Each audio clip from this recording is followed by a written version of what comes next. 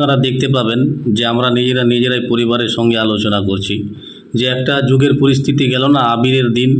তো প্রত্যেকটা নিজের বাড়ির নিজের বিবি বাচ্চাকে সামনে রাখার সময় ছিল, কিন্তু অনেকে কি করেছে, এই হোলির দিন রং খেলার জন্য, তামাশা লাগাবার জন্য মার্কেটে বাজার করতে গিয়েছে। তার মানে কি, আগুন নিয়ে খেলা করা। অন্য মুসলিম সম্প্রদায়ের লোক দেখবে তো কি বলবে, হ্যাঁ এই মহিলাটার গায়ে আবির ছিটিয়ে দিয়েছে। কিন্তু এই মহিলাটা যে কত বড় কাণ্ড করে রেখেছে এটার মানুষ দেখছে না। নিজের দোষটা আর পরের ঘাড়ের উপর চাপিয়ে দিল, সেটা আর বুঝলো না। তো এই মেয়েদেরকে শাসন করতে গেলে কথা দিয়ে শাসন করতে হয়, মুখের উপর দিয়ে শাসন করতে হয়। মারধর করলে হবে না, বেয়াদব হয়ে যাবে। তখন এরা বলবে যে হ্যাঁ আমি কি বাড়িতে পরের মেয়ে চাকর খাটতে এসেছি, বাড়িতে আমি রান্না বান্না করার জন্য এসেছি। তো এদেরকে ভালোবাসাও দিতে হবে।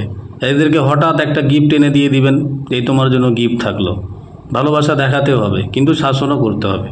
কারণ যে সমাজে এটা হচ্ছে, বাস্তব জীবনটা এটাই। এই মেয়েদের জ্ঞান বুদ্ধি কিছু মেয়েদের এত কম থাকে যে যাকে বলে, মানে নিজের বিবেক বিবেচনাটাই নিজের বিশাল বড় মনে করে নিজেকে এরা।